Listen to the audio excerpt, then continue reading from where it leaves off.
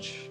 Estamos conversando sobre essa série, os 10 mandamentos, palavras de liberdade. Você que tem nos acompanhado desde o começo sabe que essas 10 palavras, também conhecidas como decálogo ou 10 mandamentos, essas 10 palavras foram dadas por Deus ao povo hebreu, logo após o povo hebreu deixar o Egito. O povo hebreu se encontrava no Egito, oprimido, escravizado, e clamou a Deus. E Deus ouviu a oração do povo, tirou aquele povo do deserto, iniciou uma peregrinação pelo deserto na direção da terra prometida, Canaã, mas no caminho de Canaã, Deus dá ao povo princípios e valores altamente sábios, que seriam princípios e valores norteadores para a vida, nesta nação que estaria por ser construída e constituída na terra de Canaã. Hoje, nós vamos estar conversando sobre a 8ª palavra, não furtarás, que está lá em Êxodo capítulo 20, verso 14. Mas antes da gente ir para o sentido e as implicações dessas duas palavras para as nossas vidas e para a nossa sociedade, deixa eu colocar duas coisas rapidamente para vocês. Primeiro, nós não podemos nos esquecer da intrínseca relação que existe entre as 5 palavras finais.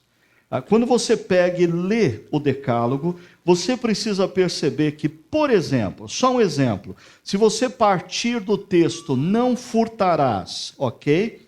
Pegue a 6ª palavra, não matarás. Quando você mata alguém, ou quando nós matamos alguém, nós estamos furtando. Nós estamos furtando a vida de alguém. Nós estamos furtando o pai de uma família. Nós estamos furtando a mãe de uma família. Nós estamos furtando o filho de uma família.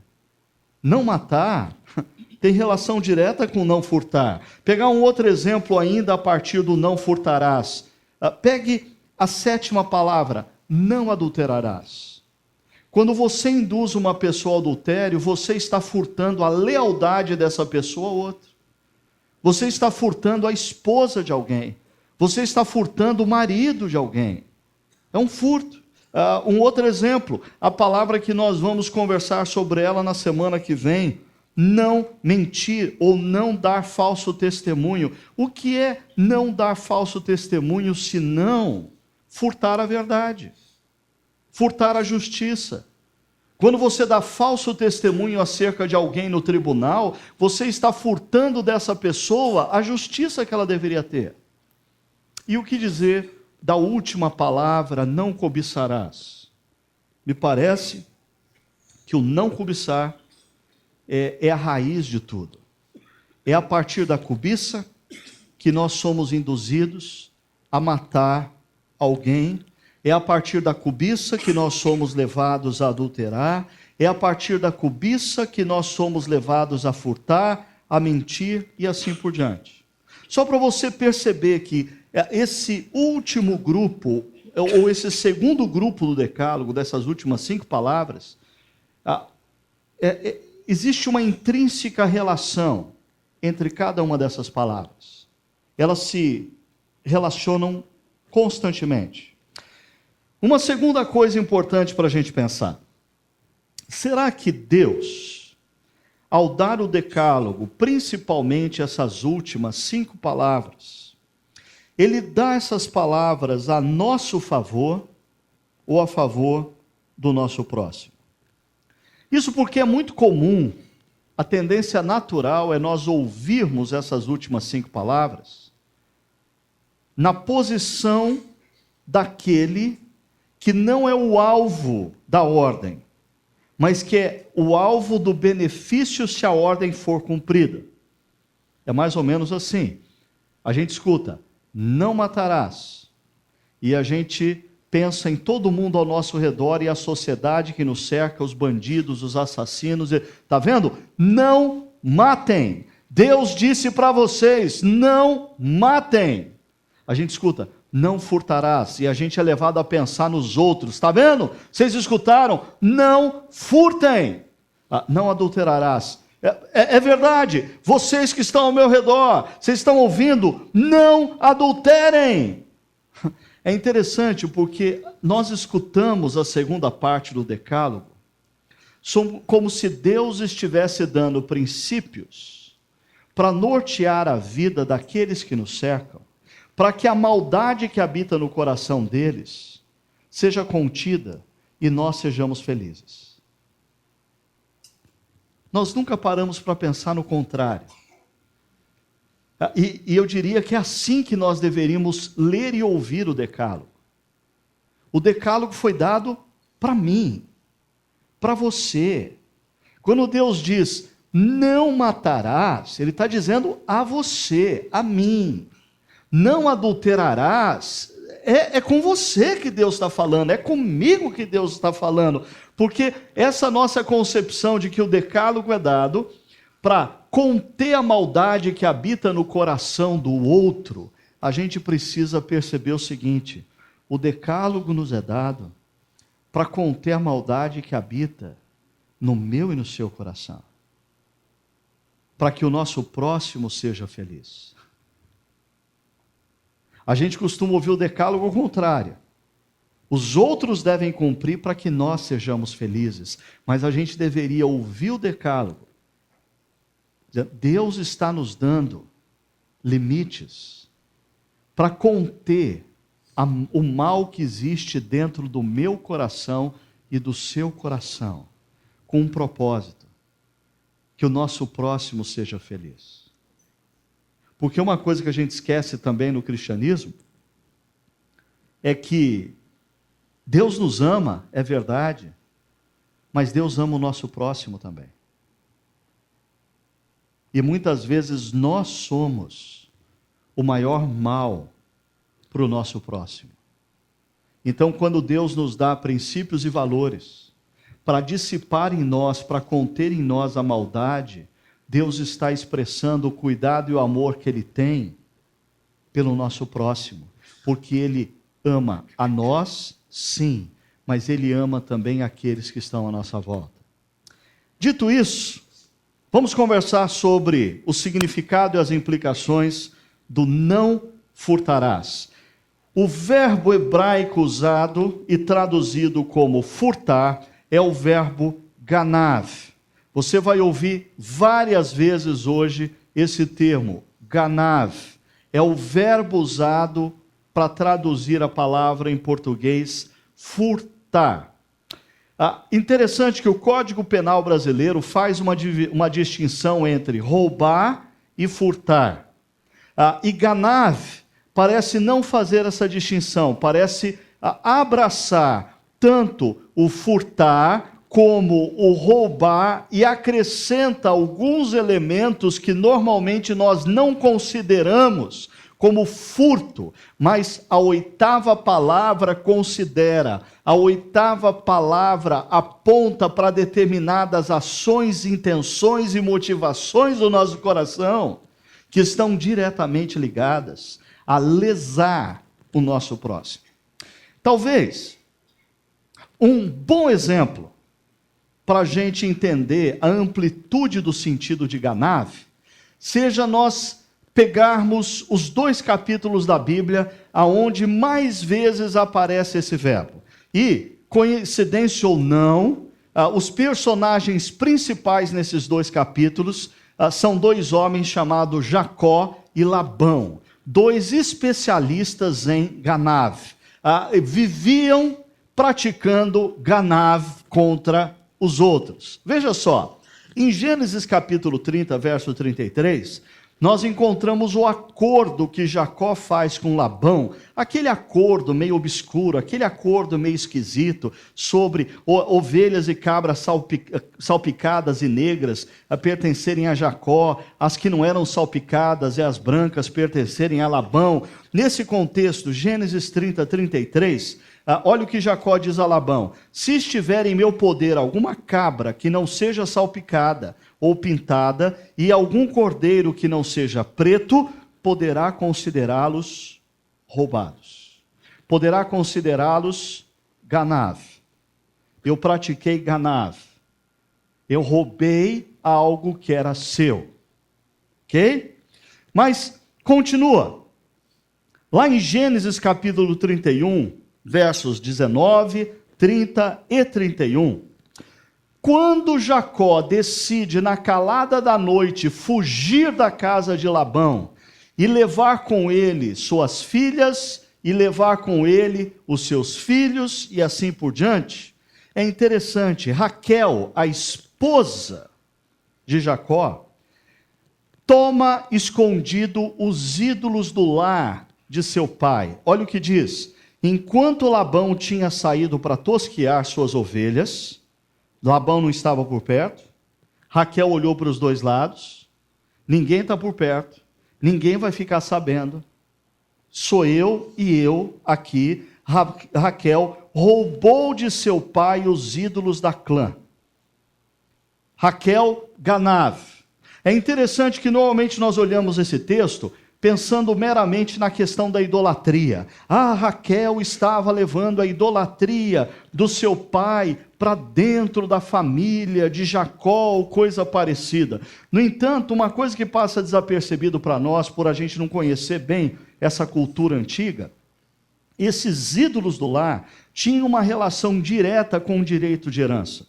E como Raquel estava deixando a casa do seu pai, ela queria garantir que ela teria a herança. É interessante, Jacó rouba porção dobrada da herança do seu irmão Esaú. E a sua esposa Raquel rouba os ídolos do lar, porque ela está preocupada com o quê? Na religiosidade do pai? Não, na herança, no dinheiro.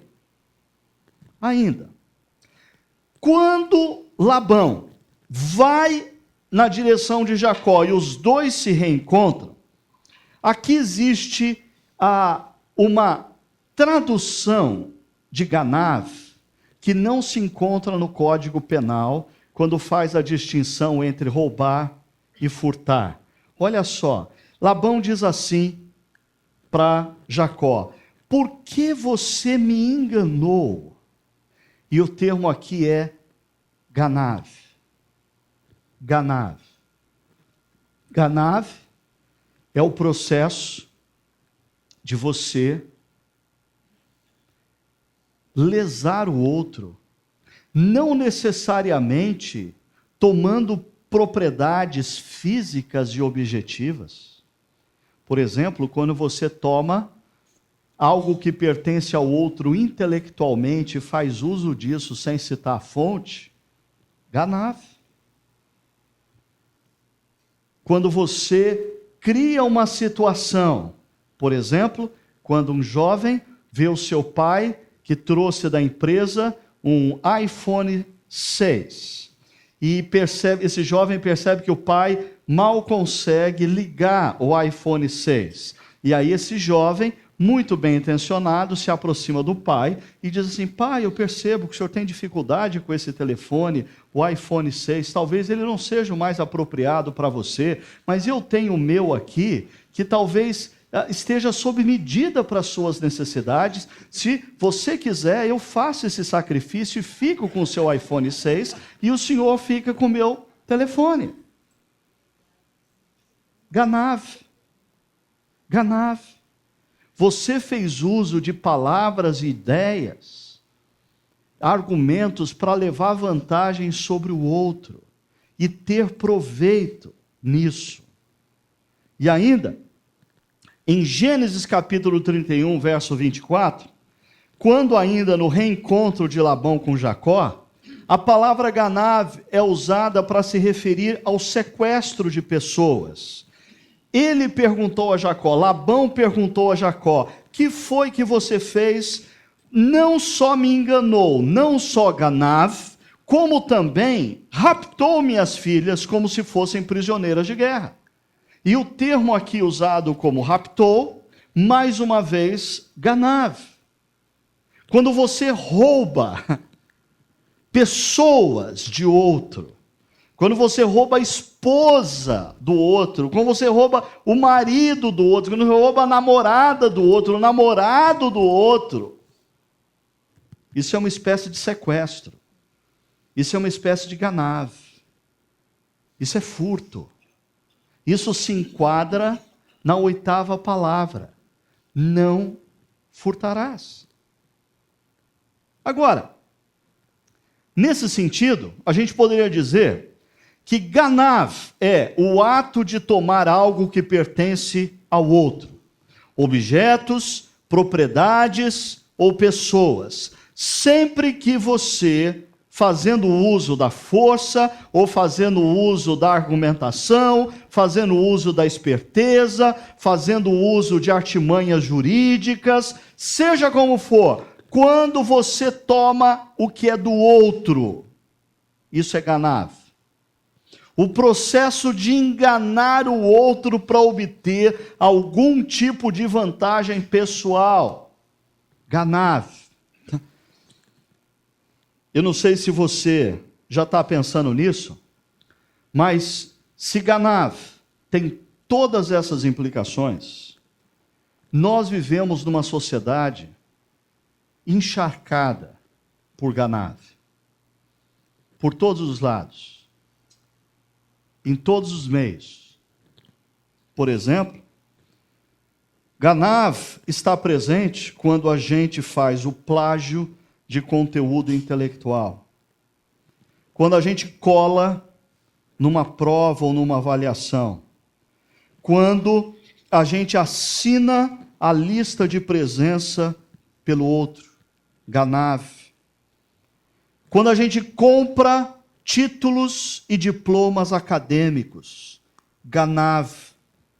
Quando a gente produz produtos falsificados, ou quando a gente compra produtos falsificados. Ganav. Não pagar uma dívida. Ganav. Devo, mas não vou pagar. Recorra à justiça. Eu vou ganhar tempo com isso. O dinheiro vai desvalorizar. Lá na frente eu faço um acordo e pago para você 10% do que eu deveria pagar. Esperto você. Só que isso não é sábio diante de Deus. Isso é ganav. Receber benefícios indevidos. Meu pai era militar, eu tenho direito à pensão, ou meu esposo era, e eu tenho direito a essa pensão enquanto eu não me casar. Então, ele morreu há 40 anos atrás, eu nunca me casei novamente. Eu estou junto com uma pessoa há 39 anos. Desculpa. Ganav. Alterar valores de notas fiscais para reembolso. Aquela pergunta típica que a menina do caixa no restaurante normalmente faz. O senhor quer a nota em que valor?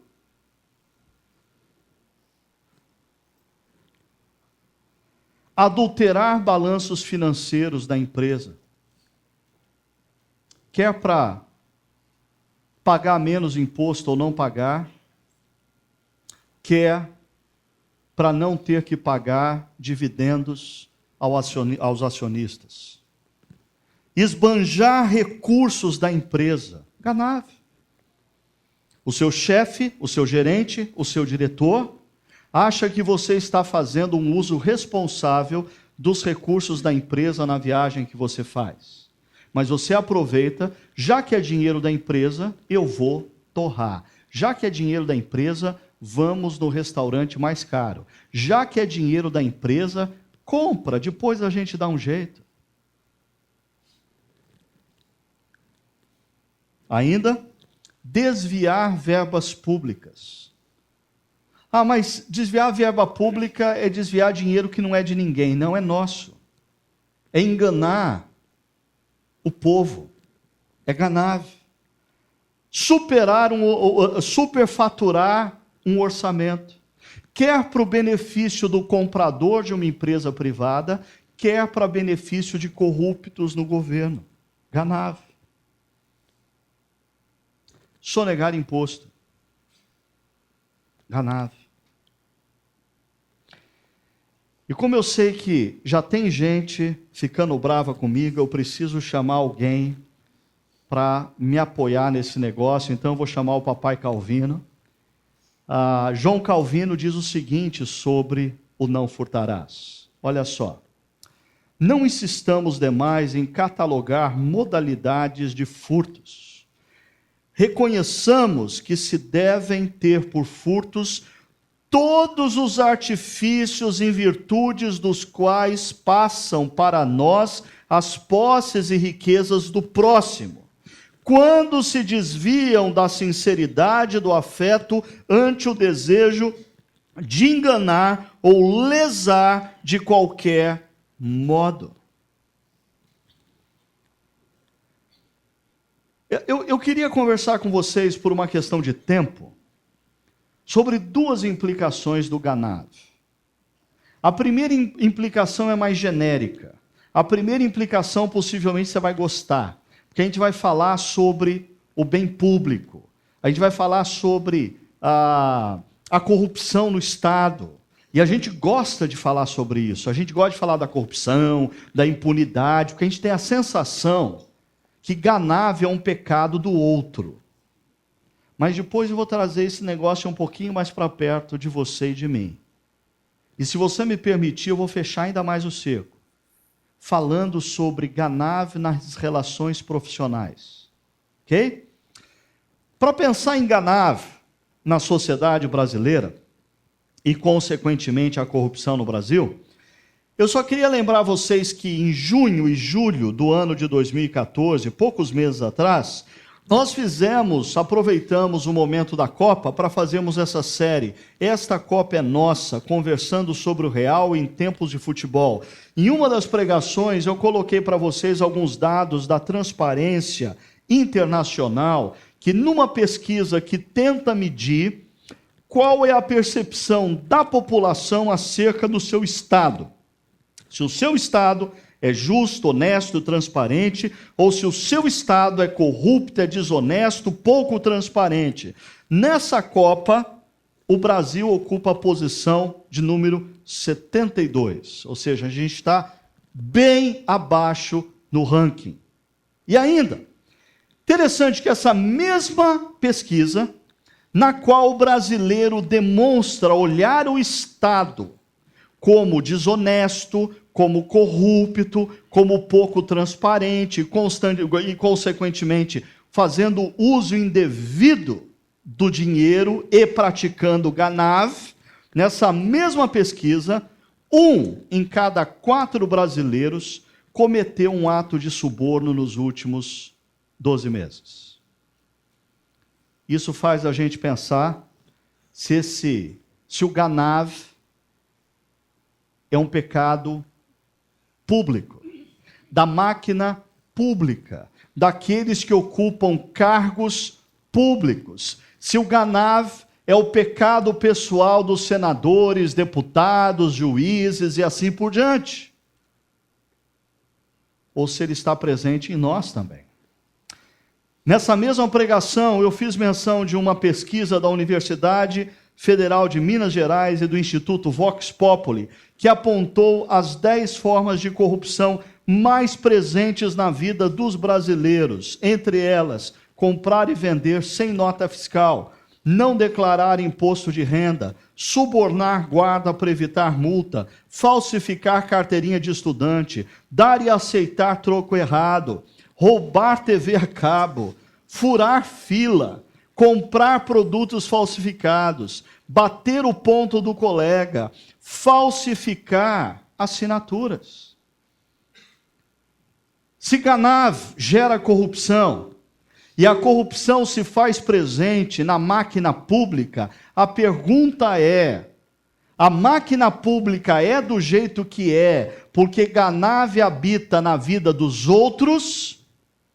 Ou essa pesquisa mostra que nós, homens e mulheres brasileiros, na verdade somos tão corruptos quanto aqueles que fazem uso da máquina pública?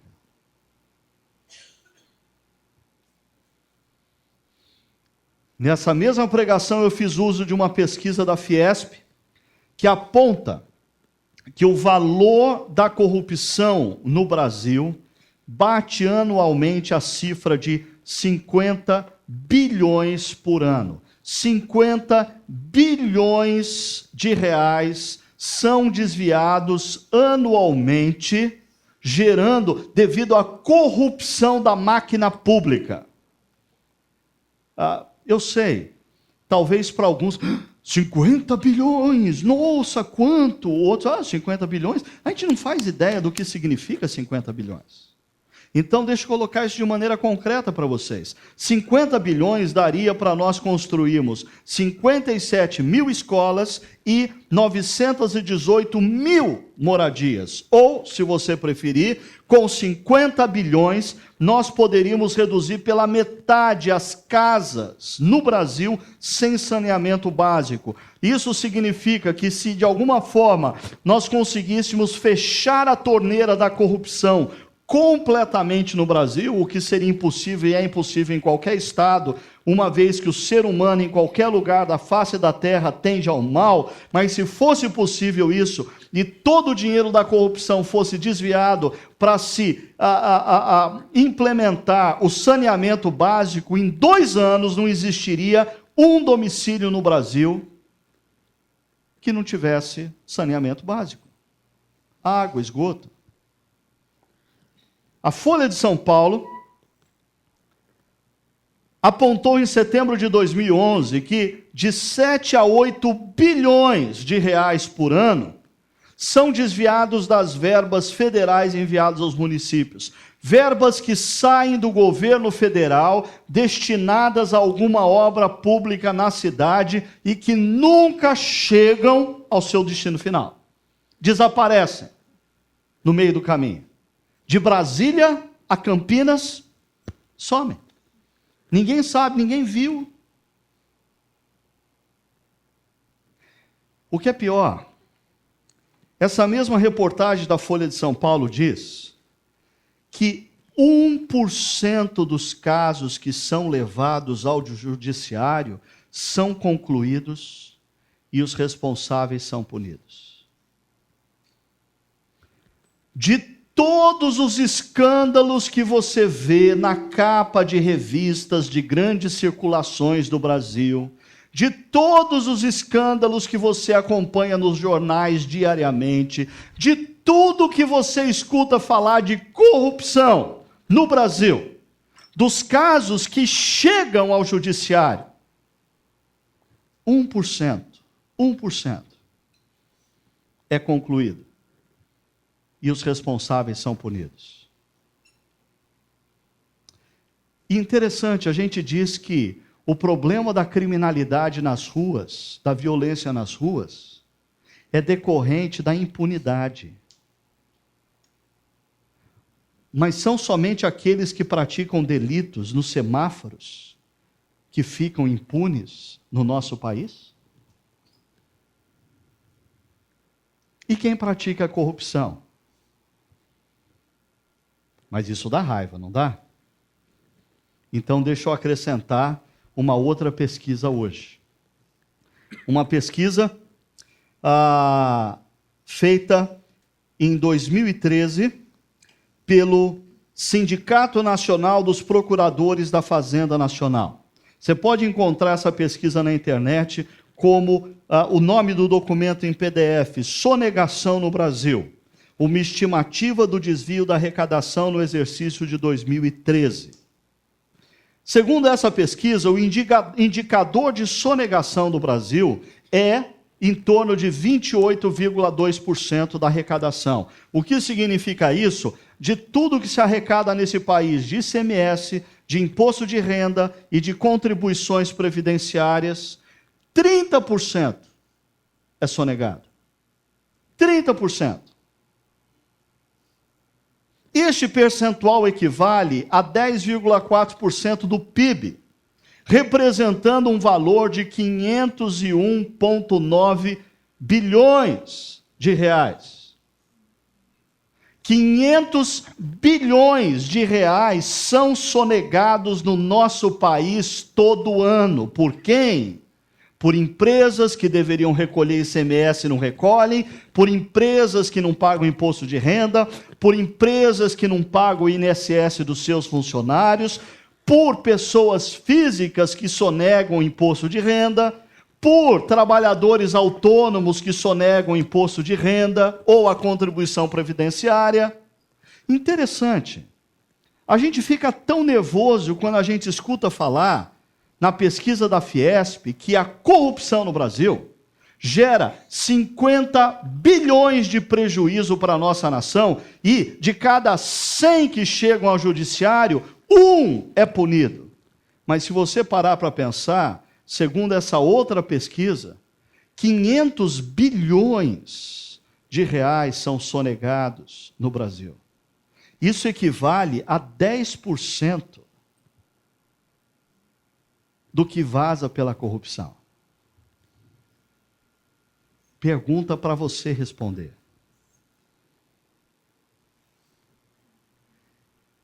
Quem gera o quê?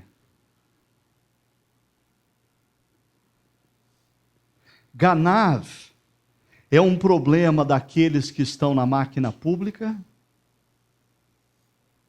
Ou devido talvez às nossas raízes culturais, infelizmente, Ganav é um pecado presente nas relações dos brasileiros.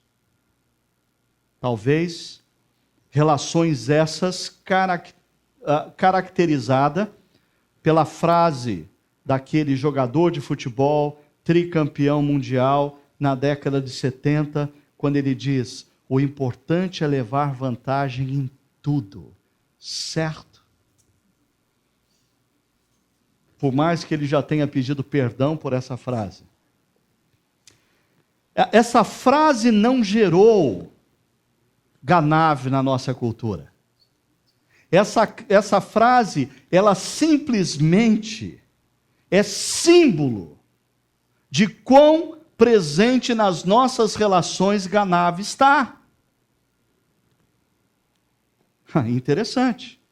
Se nós partimos do pressuposto que os 10 mandamentos do Decálogo nos são dados para nós sermos livres, todos os pecados nomeados nos 10 mandamentos faz de cada um de nós, eu e você, e de uma nação, reféns.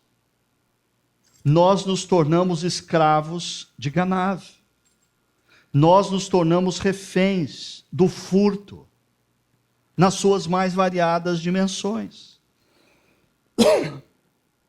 Talvez fique mais claro agora, eu reduzindo o nosso foco para as nossas relações profissionais.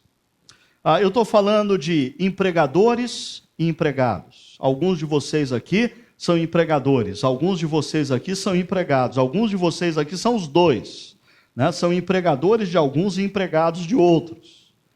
Quando você olha para a Bíblia, devido ao contexto cultural diferente, à época diferente, muitas vezes você vai encontrar nos textos um outro conceito, senhores e servos. Mas fazendo a transição, quando nós lemos senhores e servos na Bíblia, nós estamos falando de empregadores e empregados. Interessante. Esse é um tema recorrente nos livros da lei. Se você ler os livros da lei, você vai perceber quão preocupado Deus está com esse tema. Se você ler os profetas, nós fomos convidados a ler um trecho do profeta Amós. Você vai perceber quão indignado Deus fica acerca desse tema. Se você ler os evangelhos, você vai perceber Jesus constantemente esbarrando nesse tema. E se você ler as epístolas do Novo Testamento, do apóstolo Paulo e de outros discípulos, você vai se surpreender quantas vezes, inúmeras vezes, esse tema volta à tona. Tamanha a importância dele, que nos passa desapercebido. Deixa eu dar um exemplo. Primeiro, do empregador. Depois a gente vai dar um exemplo do empregado. Ok? Tiago, capítulo 5, verso 4, nós encontramos o seguinte verso. Vejam, O salário dos trabalhadores que ceifaram os seus campos e que por vocês foi retido com fraude, está clamando contra vocês. Se você depois ler o contexto, Tiago está falando para os ricos, os empregadores. E Tiago está fazendo uso de uma linguagem profética. Parece que assim, quando você lê esse verso de Tiago, parece que você está lendo Amós, está lendo Jeremias, está lendo Isaías. É um tom assim meio profético. Vejam, o dinheiro, o salário que vocês deveriam ter dado aos ceifeiros dos seus campos, está clamando contra vocês. Por favor, presta atenção numa coisa aqui. O ceifeiro, o trabalhador, pode não ter nem consciência que você, por fraude, reteve dinheiro que era devido a ele. Ele pode ter voltado para casa feliz da vida porque você o pagou, e ele nem sabe que você pagou menos, ele nem sabe que teve aumento por lei no mês anterior, mas você não pagou, ele nem sabe que você está fraudando, não pagando o INSS, ele nem sabe que você teve uma porcentagem que deveria ter pago para ele, por produtividade e não pagou. Mas eu queria que você notasse o seguinte, o texto diz que essa fraude, esse tanto que você deveria ter pago e não pagou, está clamando contra você. A pergunta que você tem que fazer é: está clamando contra mim? Para quem? O texto continua. O lamento dos ceifeiros chegou aos ouvidos do Senhor dos Exércitos. Aí, complicou geral. Volta ao trabalhador. Ele não sabe que você está pagando para ele menos do que o mercado. Ele não sabe que você deveria pagar INSS e não pagou. Ele não sabe que você deveria pagar fundo de garantia e reteve o dinheiro. Ele não sabe que ele teria direito à participação dos lucros e você não deu. Ele não sabe que ele teria direito ao aumento, porque há 2 meses atrás o sindicato deu aumento e você não concedeu o aumento. Ele não sabe. A única coisa que ele sabe é que ele pega o dinheiro no dia 1º do mês e o dinheiro acaba no dia 20. Não dá para ficar até o dia 30. E aí, sabe o que ele faz no dia 20? Ele diz: Deus, olha para mim, eu estou procurando administrar da melhor maneira possível e o dinheiro não dá, Deus. E Deus vai resolver o problema dele. O que você reteve, clama contra você a Deus. E a oração dele, até sem saber que você é o opressor, chegou aos ouvidos de Deus. Sabe o que isso me faz lembrar? O que aconteceu no Egito. O que aconteceu no Egito? O faraó oprimia o povo de Israel, os hebreus. O povo hebreu passou a clamar. Quando o povo hebreu clamou, Deus ouviu. E quando Deus ouviu, Deus fez juízo. Fez juízo a quem?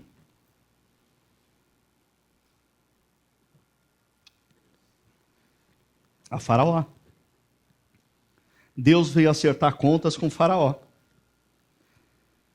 Agora deixa eu fazer uma outra pergunta para você.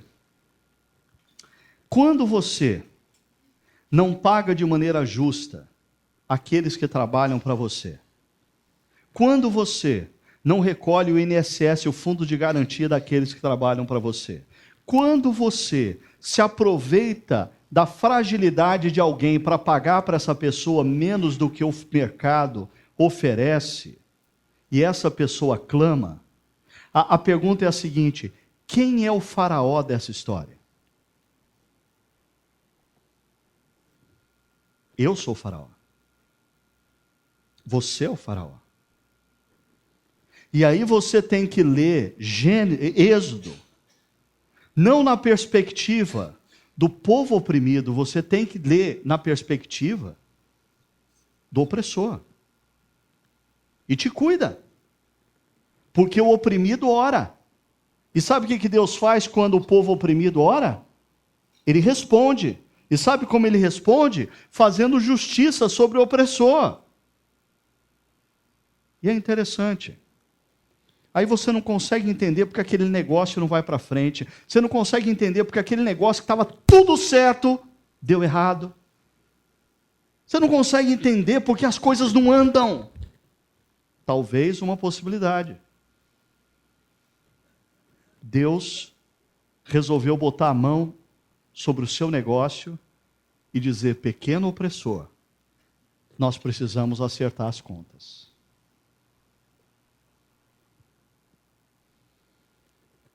Quando furtamos o trabalhador, um exemplo, quando fazemos uso da fragilidade da pessoa para pagarmos abaixo do mercado. Querida, o negócio é o seguinte, deixa eu explicar o seguinte, o trabalho que ele vai fazer para a gente vale aí uns 8, 9 mil reais, mas o cara está com a água batendo no nariz. Se a gente oferecer 4, ele topa. Faraó. Quando deixamos de recolher benefícios que são devidos, INSS, Fundo de Garantia, e a pessoa simples que trabalha para você nem sabe que ela tem direito a esses benefícios. Por isso ela nem reclama. Mas o que você retém para você, ao invés de pagar para ela, clama contra você diante de Deus. Então, se cuida. Quando nos omitimos diante de aumentos e novas leis geradoras de benefícios, quando nós, instruídos, que lemos jornal, que assistimos telejornal, temos plena consciência de que houve uma mudança na lei, geradora de benefícios, geradora de aumento. Mas aquela pessoa que trabalha lá em casa para a gente, tadinha, ela não acompanha nada. Ela só assiste a novela. Na hora do jornal, ela desliga a televisão para ir arrumar a casa dela, porque ela passa o dia inteiro arrumando a nossa. Ela não sabe dos seus direitos. Faraó, Faraó, se cuida. Deus está vendo. E Deus é o justo juiz. Eu sei. Como algumas pessoas estão bravas comigo agora, deixa eu chamar João Calvino outra vez no pedaço. João Calvino diz assim, falando do não furtarás: defraudamos o próximo de seus bens, se deixamos de cumprir os deveres que para com ele somos obrigados. É interessante a visão de Calvino. O não furtarás não é simplesmente você tomar do que é do outro, mas é você reter o que pertence ao outro. Reter o que você deveria dar para o outro. Reter o que é direito do outro. Também é furtar, também é ganar. Agora, aqueles que são empregados, certamente estão dizendo assim: é isso aí, Ricardo, bate mesmo, dá soco, mete um soco isso, dá na orelha dele, dá no fígado, dá na boca do estômago, chuta a canela. Esse pessoal que é empregador, esse pessoal que é empresário, precisa apanhar mesmo, Ricardo. E eu queria deixar bem claro o seguinte: eu não estou fazendo aqui um discurso ideológico, eu estou fazendo uma exposição bíblica. Agora, vamos então conversar sobre o empregado.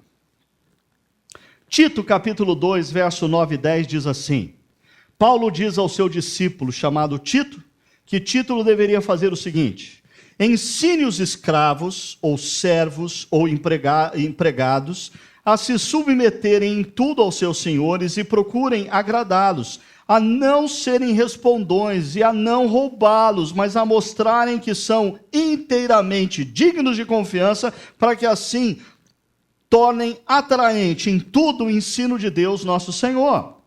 O que esses dois versos de Tito ensina para um empregado que é discípulo de Cristo? Um empregado que antes de qualquer coisa é discípulo de Cristo? Primeiro, A espiritualidade cristã espera de você submissão. Submissão ao teu chefe, submissão ao seu gerente, submissão ao seu diretor, submissão à sua empresa. Se você diz assim para mim, Ricardo, você não conhece minha empresa, não conhece meu gerente, não conhece meu diretor, não tem como eu me submeter a ele, então seja honesto e peça conta. Mas se você é empregado e alguém paga o teu tempo, paga o teu esforço, paga o seu trabalho, você não tem como você não se submeter àquilo que quem te paga espera de você. Você não pode receber salário para fazer o que você quer. Você não pode receber o salário de uma empresa. Ah, mas eu não concordo com ela. Eu acho péssimo o que essa empresa produz. Eu não posso concordar com essas estratégias. Ah, se eu fosse o dono dessa empresa, eu faria diferente. Meu amigo, quando você for o dono, você faz diferente. Enquanto você é empregado, você tem que decidir uma coisa: você vai se submeter ao que ele pede para você ou não. Excelência. Procurem agradá-los em tudo. Se você é empregado, mas antes de tudo é discípulo de Cristo, tenha em mente o seguinte: Deus espera que você seja um empregado excelente. Deus espera que você seja um dos melhores no que você faz. Deus espera que você constantemente surpreenda o seu gerente, o seu diretor, o seu chefe, fazendo um trabalho acima da média. Porque você não trabalha para ele, você trabalha para Jesus. O que você faz honra a Jesus antes de qualquer coisa. A excelência é um princípio norteador na vida de um trabalhador que é discípulo de Cristo. Terceira, lealdade. A palavra grega que aparece aqui, não serem respondões. A palavra respondões aqui não diz tanto respeito. Porque às vezes a gente pensa assim, não fica, não concordo, não quero. Não, a palavra grega aqui refere-se a sabotagem. O seu chefe, o seu gerente, o seu diretor, o seu patrão faz uma reunião e diz: gente, nós vamos seguir nessa direção, nós vamos usar dessas estratégias e o que eu espero de vocês, de cada um, você nessa área, atue assim, você nessa área, atue assado, você nessa área, alguém tem alguma ideia? Alguém tem algo a dizer? Alguém não concorda com alguma coisa que foi colocado aqui? Acabou a reunião, sai para o almoço. Eu não concordo. Eu detesto o jeito que aquele cara administra a empresa. Eu acho que a gente vai se dar mal. Eu não falei nada, sabe? Vamos criar confusão, mas a gente vai se dar mal. E você começa a sabotar os outros. Ou você começa a sabotar a liderança do seu chefe, do seu gerente, do seu diretor, diante dos seus companheiros. Isso não é cristão. Isso não é coerente a alguém que se afirma ser discípulo de Cristo. O discípulo de Cristo, ele precisa ser conhecido por sua lealdade. E sabe o que significa lealdade? Lealdade não significa você fazer conchavo com quem está agindo errado. Porque é interessante, tem gente que fala assim, não, eu sou leal ao meu parceiro na empresa. Só que o teu parceiro está trabalhando mal, o teu parceiro não está cumprindo as metas, o teu parceiro está levando a empresa para o buraco. Mas você é leal, isso não é lealdade, isso é ser coautor de mau trabalho. Ok? Lealdade é, se você discorda do seu chefe, sente com ele e diga para ele. Se você acha que a estratégia do seu gerente não vai funcionar, sente com ele e diga para ele, olhando nos olhos dele. Isso é lealdade. Ainda, uma quarta característica, honestidade. Diz o texto, não roubá-los, não lesá-los, querem notas fiscais de reposição, quer em cotações de produto, quer não esbanjando em viagens ou coisas parecidas. E por fim, integridade, diz o texto, para mostrarem que são inteiramente dignos de confiança. Pessoas confiáveis, submissão, excelência, lealdade, honestidade, integridade. Marcas de discípulos de Cristo no mercado de trabalho. Para quê? O propósito final está na última linha do verso. Para que assim tornem atraente em tudo o ensino de Deus, nosso Senhor. Olha que interessante. Quando Deus dá o decálogo ao povo hebreu, a intenção de Deus era que o povo hebreu constituísse uma sociedade na qual os povos vizinhos olhassem e dissessem: que bonito o estilo de vida desse povo, que sabe a maneira como eles se relacionam com a natureza. Olha as relações deles de trabalho, quão justas são. E aqueles povos vizinhos viriam e perguntariam: quem deu para vocês leis tão sábias? E eles responderiam: o nosso Deus, Criador dos céus e da terra, o nosso Redentor. Volta para o mercado de trabalho. Paulo está dizendo para você, trabalhador, empregado, ser submisso, ser leal, ser excelente, ser íntegro em tudo que você faz por um propósito. Para que pessoas olhando para você sejam atraídas à fonte geradora de princípios da sua vida. Para que eles batam o olho e digam: escuta, vem cá, me conta, aonde você fez uma pós-graduação? De onde você está tirando coisas? Porque eu gosto da sua postura, eu gosto do seu jeito transparente de ser, da sua lealdade, da sua integridade. De onde veio isso? E você poder dizer: olha, talvez você não vá acreditar, mas tudo isso tem vindo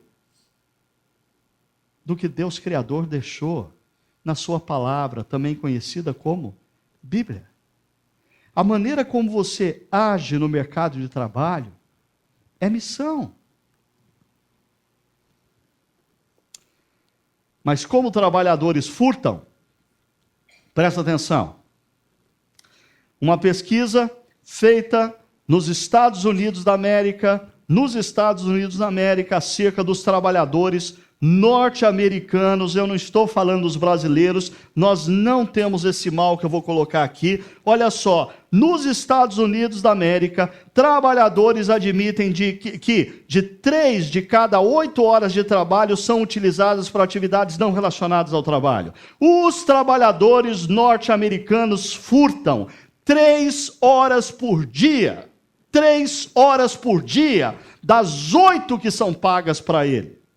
Uma pessoa, ontem, ouvindo isso, advogada, especialista nessa questão, disse que a pesquisa no Brasil aponta para o seguinte: de cada 5 dias úteis, o trabalhador brasileiro lesa a empresa em um dia.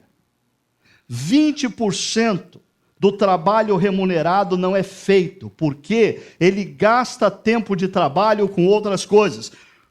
O que os trabalhadores norte-americanos fazem nessas 3 horas? Dessas 3 horas diárias, 44% é gasta navegando na internet.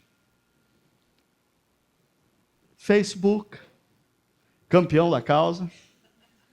LinkedIn, procurando outro emprego. YouTube, para animar um pouco o dia. Você está sendo pago para trabalhar, mas você está cuidando de outras coisas. Ainda, 23,4% gasta-se socializando com os companheiros de trabalho. Ah, mas ninguém é de ferro. Mas vai se socializar depois das 8 horas. Essa coisa de entrar no escritório do... E aí, como é que tá? Não bom? Deixa eu sentar aqui. Quer um cafezinho? Eu pego um cafezinho para você. Você viu o jogo? Você viu o que o Atlético fez com o Flamengo essa semana? Uau! E papo vai, papo vem. É interessante, talvez o cara gaste 44% dessas 3 horas procurando coisa na internet para mandar para os amigos. E aí ele gasta mais 23% dessas 3 horas para conversar com os amigos se eles gostaram ou não do que eles mandaram pela internet. Interessante. Olha só, 60% das compras online são feitas durante as horas regulares de trabalho. Além de tudo, o cara é burro. Ele não para pensar que tudo que ele faz na internet hoje deixa rastro. Deixa rastro com o IP dele, com a hora que ele fez, está tudo lá. E esse especialista ontem disse assim: Ricardo, e avise o pessoal que hoje, pela lei brasileira, isso dá justa causa. Ainda, 65% dos vídeos no YouTube são vistos durante as horas regulares de trabalho. Legal esse aqui, deixa eu mandar para ele.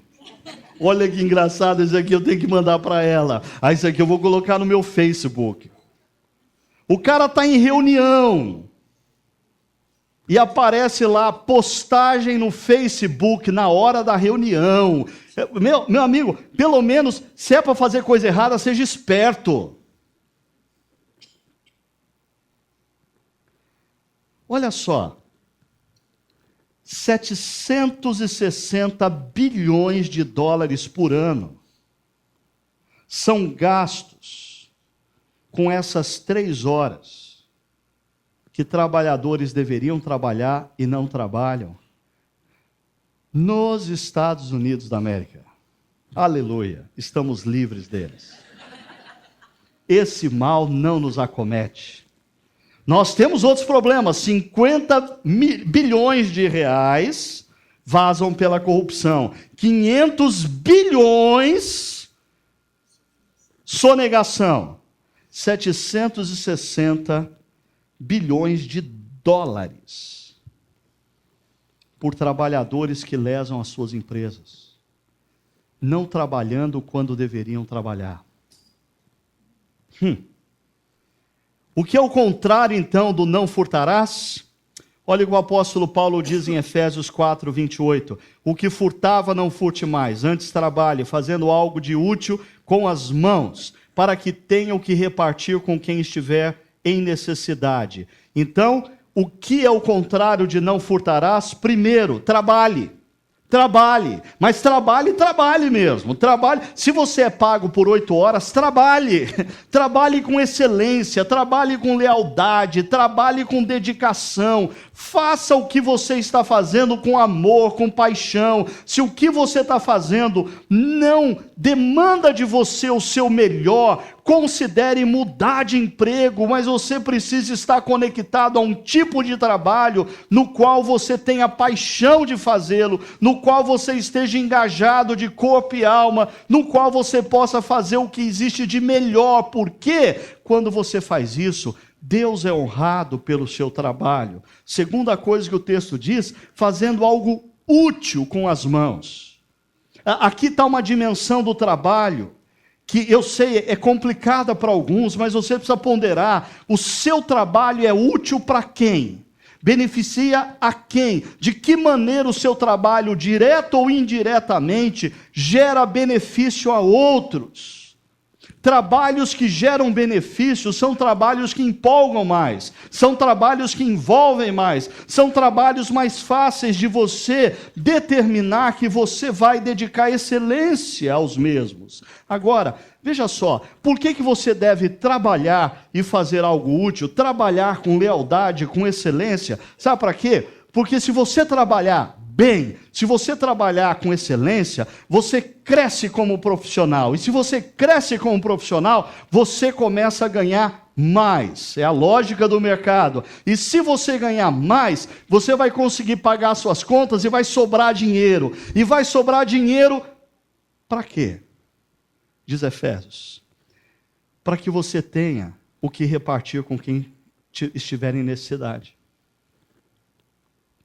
O propósito do não furtarás, o propósito de não deixe ganância reger a sua mente e o seu coração, não é que você acumule, acumule, acumule. Não, o propósito final de Ganav é te libertar. O propósito final da oitava palavra é te libertar de Ganav. E se você estiver liberto de Ganav, uma força interior te move numa outra direção que se chama generosidade.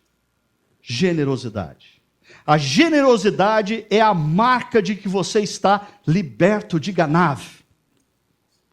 Veja só, João Calvino diz: aqueles a quem houvermos de ver premidos pelas dificuldades das coisas, compartilhemos-lhes das necessidades e com nossa abundância, com nosso excedente, supramos-lhes a falta de recursos. O Catecismo de Heidelberg, falando da oitava palavra, diz: devo promover tanto quanto possível o bem do meu próximo e tratá-lo como quero que outros me tratem. Além disso, devo fazer fielmente o meu trabalho. Devo trabalhar com lealdade, devo trabalhar com dedicação, devo trabalhar com excelência. Para quê? Para que possa ajudar ao necessitado.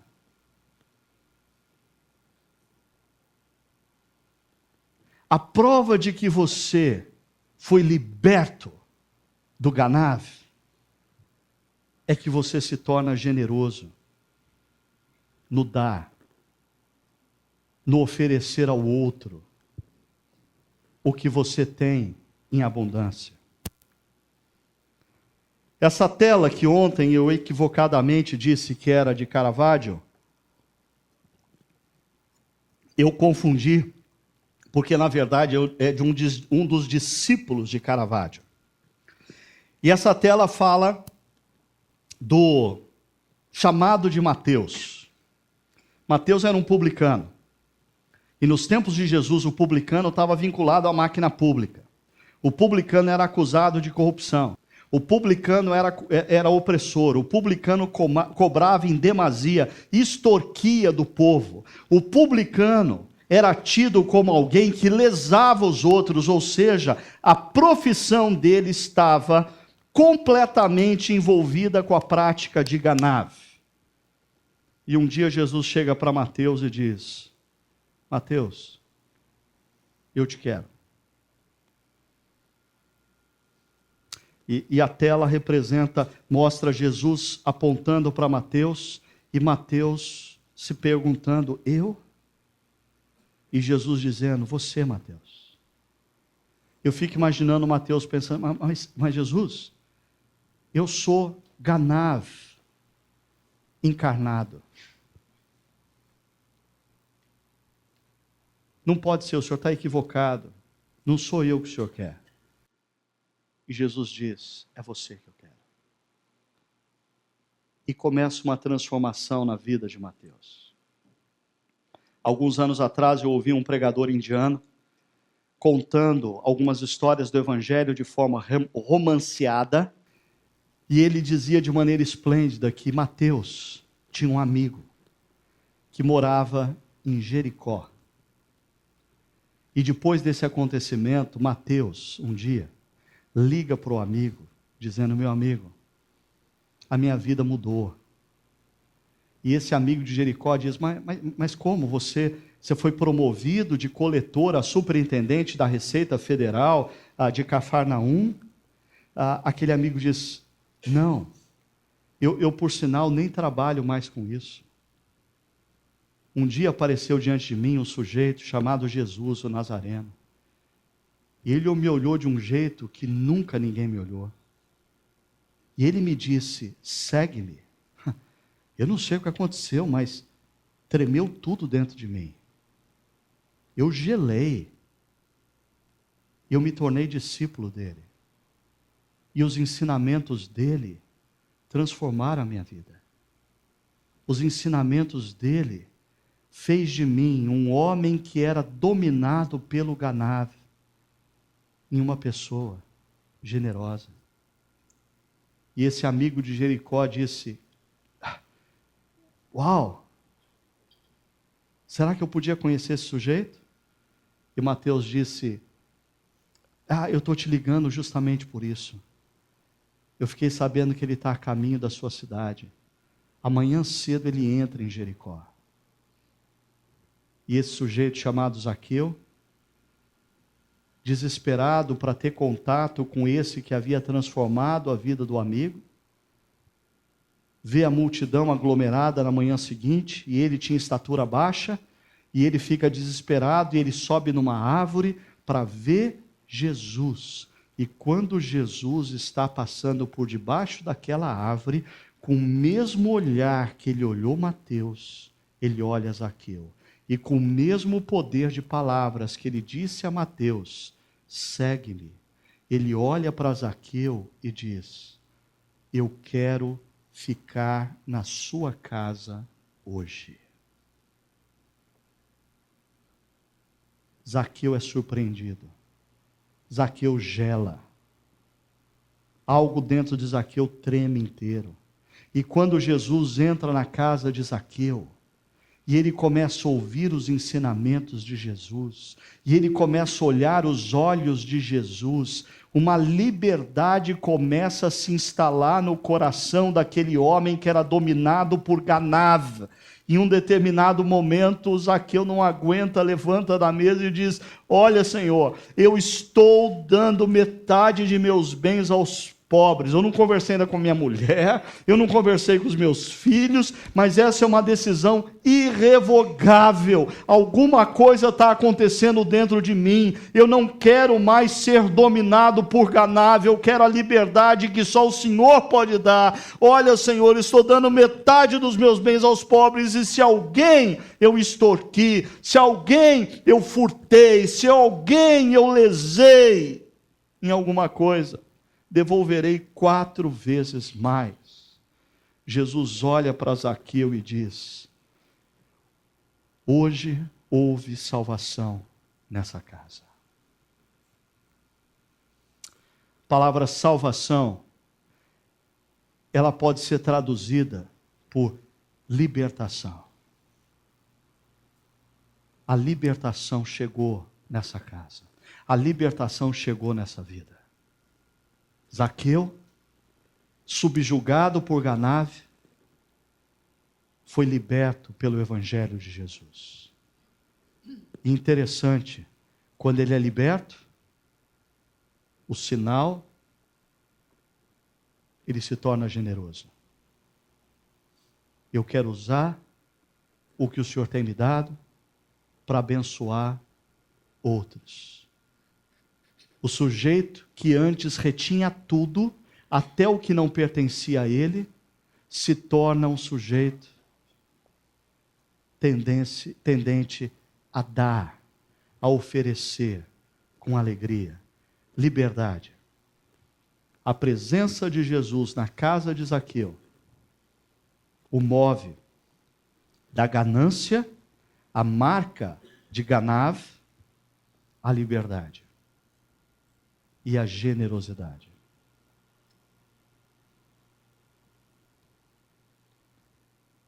Que tal você também entrar na presença de Jesus nessa hora? Fechar os seus olhos e ter uma conversa com o Mestre. Eu não sei se você precisa ter uma conversa com o Mestre hoje, como empregador ou como empregado.